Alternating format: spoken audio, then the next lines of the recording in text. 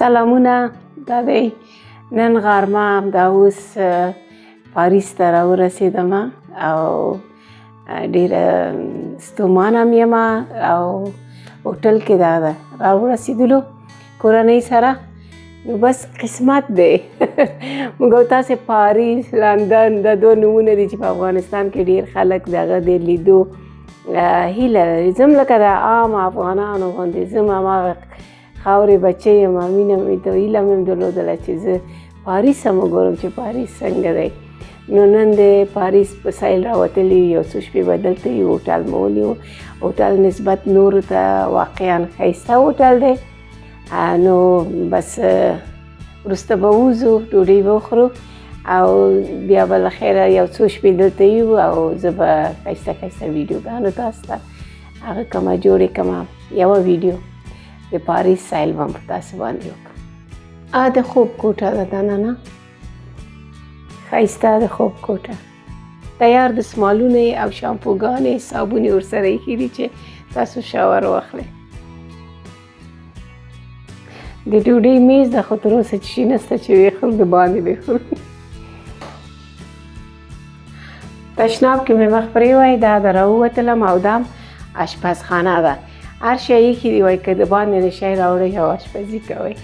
اشپزي ته وخت نشته.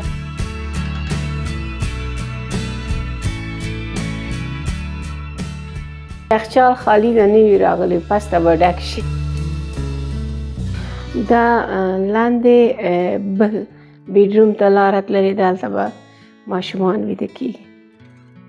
دا د ماشومانو بیډروم دی او هلته هم تلویزیون هم لري او ځان ته تشناب هم لري.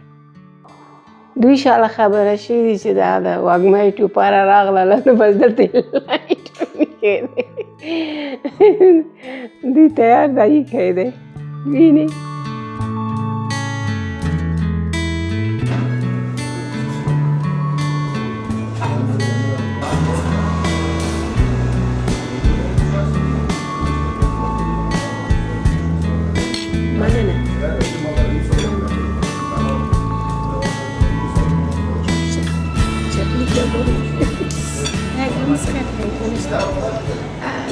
د افغانانو چپلی کباب په معنی بالکل لکه د افغانستان باندې دی.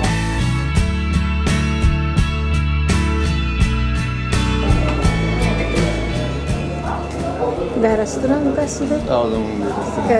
څومره وخت کېږي چې تاسو دا رستوران شروع کړی؟ 4 کاله کېږي. څنګه د افغانان ډېر راځي؟ افغانان ډېر راځي، دلته صرف افغانان راځي. افغانستان کې د کوم ځای؟ افغانستان د پغمان. د پغمان؟ ښه ډېر ښه. نو بخې خپل نوم راته ویلی شي؟ محب الله نوم لري. ښه ښه. خوشحاله یې دلته؟ څه کوو، نن خو ناوخته مېلمانه ډېر وو. نن مېلمانه هره ورځ همداسې دي. ښه ښه. ډېره مننه چې راسره خبرې وکړې. شما هم در این رستوران کار میکنید؟ میشه برای میمانات فرستگی میکنیم با تخمیمات کلی رسید. افغانستان یادت میاد؟ وطن از وطن که زیاده هر کسی وطن ماست. انشالله اگر میفرد رفته بخیر. چقدر وقت میشه که اینجا آمدی؟ تقریبا کم از کم یک ماشین کم زیاد میشه، از مثلا برآمد 2 سال میشه. خود 2 سال میشه، خیلی کم وقت میشه. فامیل همراه کسی یا نه؟ تناست. تنها آمدی. فامیل افغانستان هست؟ فامیلش افغانستان است. چطور کارش کردی یا نه؟ انشالله سلوک به کارش روان است. انشالله میشه. نام شما؟ نام شورا بیسنزایی. خب بسیار زیاد تشکر از که امروز گرم شد. سلامت. تشکر.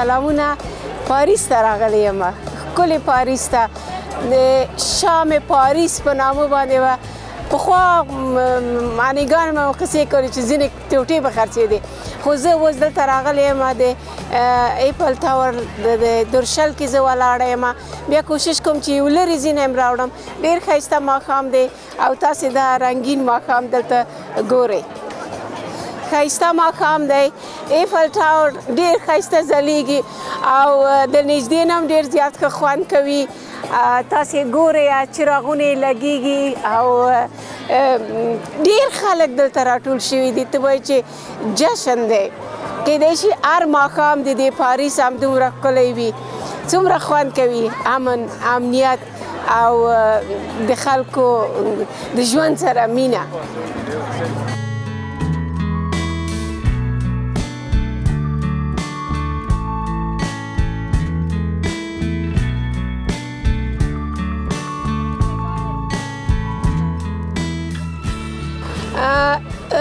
مونږ ماښام مو دلته په پاریس کې دی دا د پاریس ښکلی ماښام دی تاسې ایفل ټاور ګورئ چې شاته ښکاري او ډېر ښایسته دی واقعا ډېر ښکلی ټاور دی او ډېر ښایسته ماښام لري پاریس دا په دې باندې هر ځای چې سړی راشي دلته او پیسې مصرف کړي یا لرې ځینې سفر وکړي په لیدو باندې ارزي زموږ څو شپې دلته په پاریس کې دي او غواړو چې خوشحاله یې تېره کړو او همدارنګه تاسو ته ښایسته ویډیوګانې ښکاره کړو چې تاسې وګورئ چې پاریس څومره ښکلی دی او د تاسو هم لږ پیسې مصرف شي او تر دیجې پورې راشئ ویې ګورئ نو خوشحاله ماښام دی تاسو هر چېرته چې خوشحاله ماښام ولرئ زه کوشش کوم ډېر ښایسته ویډیوګانې تاسو ته جوړې کړم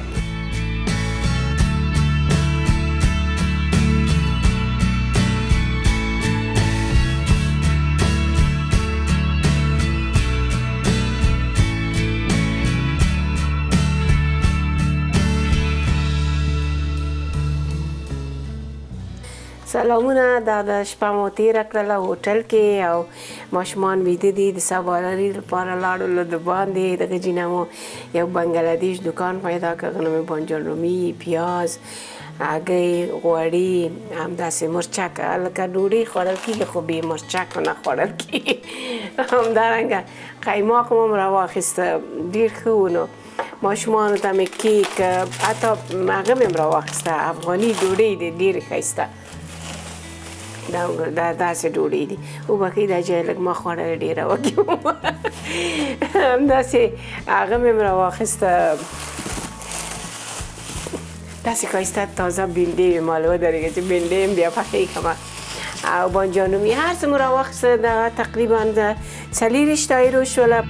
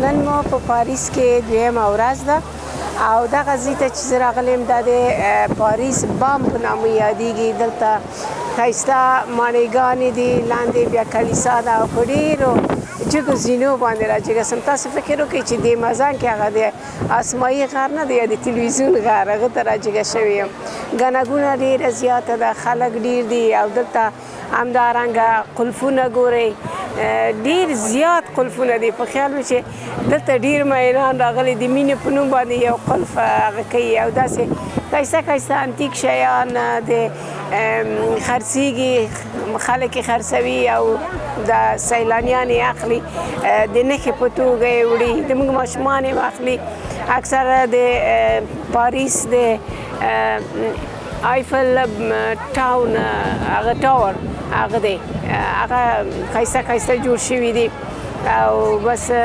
راغلو جګ ځای دی ډېر ښایسته دې خواته چې وګورئ ځینې موټرې دي د سیلانیانو لپاره جوړ شوي دي لکه قیمتونه یې لږ جګ دي نو بس په هغه کې به کښېنې هغه کې اکثر هغه خلک چې مزل نشي کولی لږ مشران دي هغوی پکې کښېني نو بس موږ ته خدای قدرت راکړ بس دې غره سر ته راجګ شو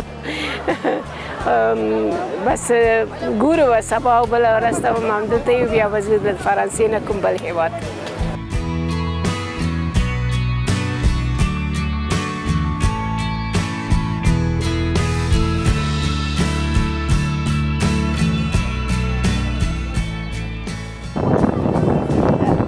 دلته بازار موندنه ډېره ښه ده او خامخا د خلک درایي ګڼه ډېره ده चार करने लगा आसमां यूं की करने लगा د یو بنګلادیشي سره ودرېدلم هغه قلپونه خرڅول ورته مې دا قلپونه د څه لپاره دي وایي د مینې لپاره هلته قلپونه لګېدلي دي ډېر زیات خلک یادګاري اخلي نو ما ویلې یوه مینه مې وکړله کامیابه شوله بلې مینې ته ضرورت نشته د بلې مینې نه مې د خدای ساتي ډېر ښایسته شمال لګېږي او ډېره ښایسته هوا ده ډېر لمر نه دی ګرمي ډېره نه ده نو ما غټ وطني کمیس اغوستی دی او پکې ارامه یم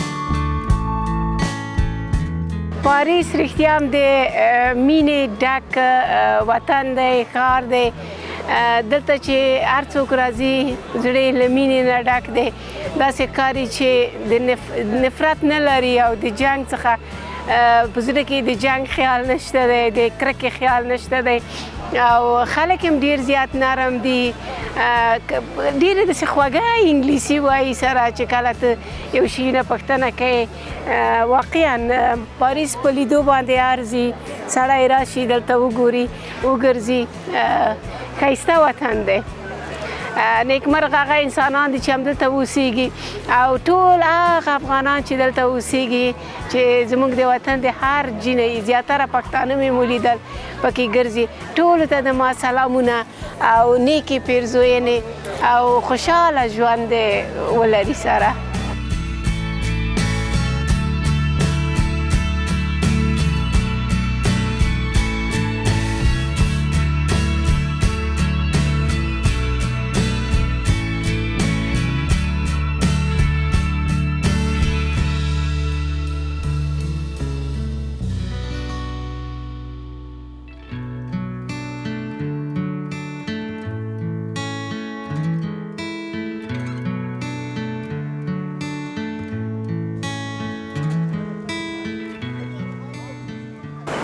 په پاریس کې نن د مونږه دوی ماښام دی او زه دلته دغه ځای کې چې ولاړ یم دا سرک په نامه د شانزلیزه دی چې ډېر زیات مشهور دی اول ته تاسو بیکګراوند کې څلی ګورئ هغه یو داسې دروازه ګورئ چې دا په نامه لکه د مونږ د پغمان طاق ظفر غوندې هماغسې یو لوی دروازه جوړه شوې ده او دا سرک ډیر مشهور دی هر څوک چې د وطن ته راځي خامخا له دې سرک نه دوی لیدنه کوي زه هم راغلم نو تاسو ته که تاسو کله دغه اورېدلي وي یا په کیسو کې یا په ناولونو کې زیاتره فرانسوي ناولونو کې راځي نو د شانزلیزه سرک او دغه څلی دغه دی چې تاسو ته در یاد شي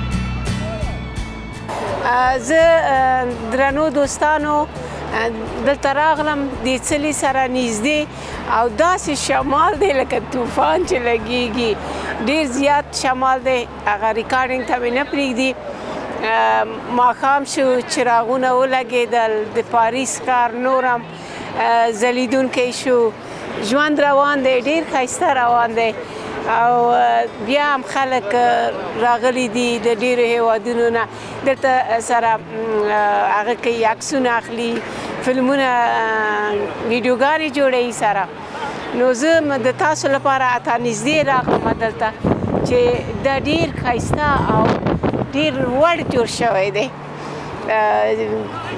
بس دغومره مې وس و درته ومې که جوړ مې که ویډیو خدای کړي چې ستاسو خوښه راشي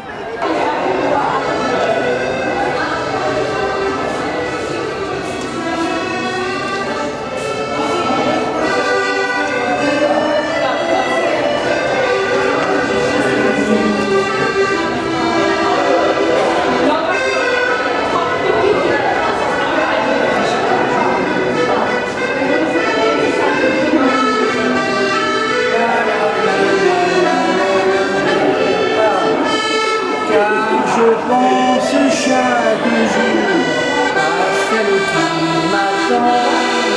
Elle me garde son amour et nous marierons devant chaque enfant.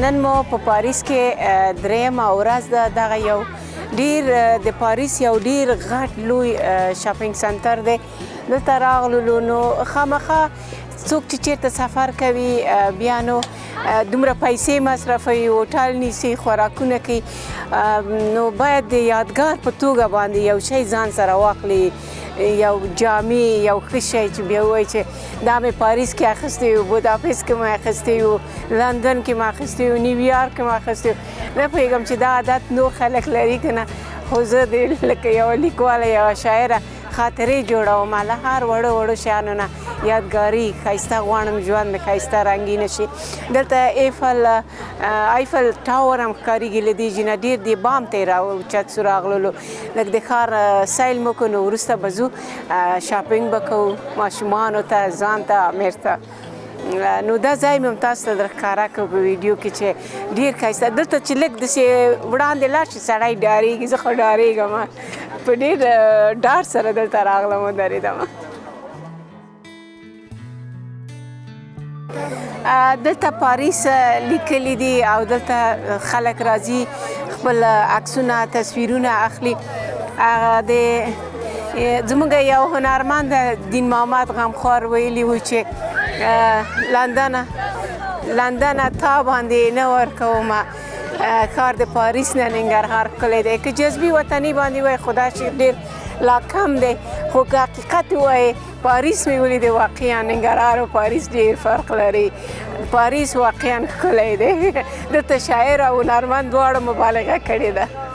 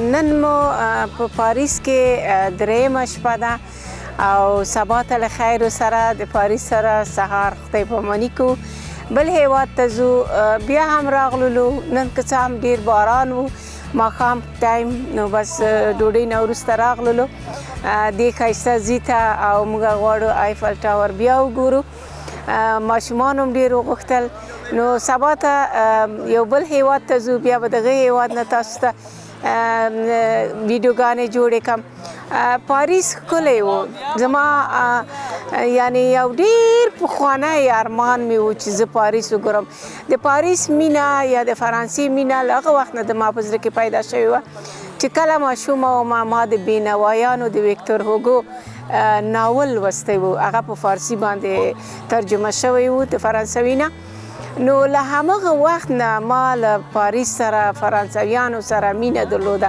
ولې بېنوایانو کې ډېر لوی تاریخ پروت دی ویکتور هوګو ډېر مشهور ناول لیکلی دی بیا نو ډېره ګرځېدم لکه پخواني ځایونو کې ما ویلې دلته ویکتور هوګو ګرځېدلی دی د دې هیواد دی په همدې هیواد کې اوسېدلی د دې آب و هوا نه استفاده کړې ده نو واقعا د ما لپاره ډېر ښکلی سفر و او بل شی مې چې نوټ کړ هغه دا و چې یعنې ما ویلې چې د چک ریپبلیک یا د پراګ ډیر ښه ترانسپورت دی که نه د خلکو لپاره پبلک ترانسپورت ډیر ښه دی خو زبردست ترانسپورت پبلک ترانسپورت دلته په پاریس کې ما ولید ډیر ښایسته میتروګانې لري تقریبا 15 که 14 میتروګانې لري همدارنګه بسونه چې هر چیرته غواړې په کمو پیسو باندې دغه ده مثلا ټکټ هم را سره شته دی نو ته هر چیرته تللی شي له هر ځای نه لیدنه کولی شي بل پوینټ باید سړی ووایي چې مثبت دا و چې دوی ډېر په خوږه ژبه باندې انګلیسي وایي ډېر ورین تندي لري ډېر پاسته خلک دي فرانسویان او بله شی مې چې نوټ کړه افغانان دلته ډېر دي، پښتانه چې هر چېرته به تلې چې کاته به د یو پښتون غږ به و، په مترو کې به یو پښتون غږېده، ډېر خوږ لګېده په سړي باندې. هندیان ډېر وو، همداسې د بنګلادیش خلک.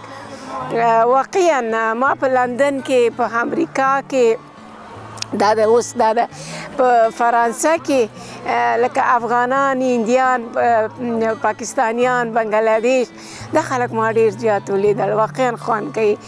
او زموږ هېواد چې چېرته موږ هېواد خو نه خو چېرته چې اوسېږو هلته نو بیا ته به په دوربین کې افغان ګورې پیدا کېږي نه، ټول به همدا چیکیان وي او د نورو مملکتونو به وي. ښې خاطرې وې. ما تاسو ته داسې ګلچینې ویډیو جوړه کړله. خدای کې ستاسو خوښه شي. نو د پاریس سره به خدای پاماني وکړو. زه به همدلته هوټل ته ځمه، شپه به سهار وختي ده زمونږ په ترین کې. البته زه یو بل هېواد ته. خوشحاله او ارامه اوسئ. خدای وکړي چې ما سپورټ کوئ، زما ویډیوګانې وګورئ. زه د پښتو ژبې لپاره کار کوم او غواړم چې پښتو په یوټیوب کې اوسېږي. د هرې ژبې خلک شته دی چې هغه یوټیوبران لري، همداسې لکه نړۍ کې ګرځي، سیاحتونه لري، خو په پښتو ژبه کې به وي. خو زه ډېر زیات کوشش کوم چې زموږ پښتو ژبه وده وکړي. کوم خلک چې لکه لیک نه لري، لوست نه لري، هغوی غواړي چې نړۍ وګوري. خاص کر د هغو لپاره زما دا ویډیو ده چې هغوی په انګلیسي نه پوهېږي، هغوی پښتو لیک لوست باندې نه پوهېږي. که هغوی که د وږمې سبا یوټیوب ته راځي، هغوی کولی شي فرانسه هم پکې وګوري، لندن هم پکې وګوري، هغوی پکې ډېر هېوادونه کتلی شي. خوشحاله او ارامه اوسئ.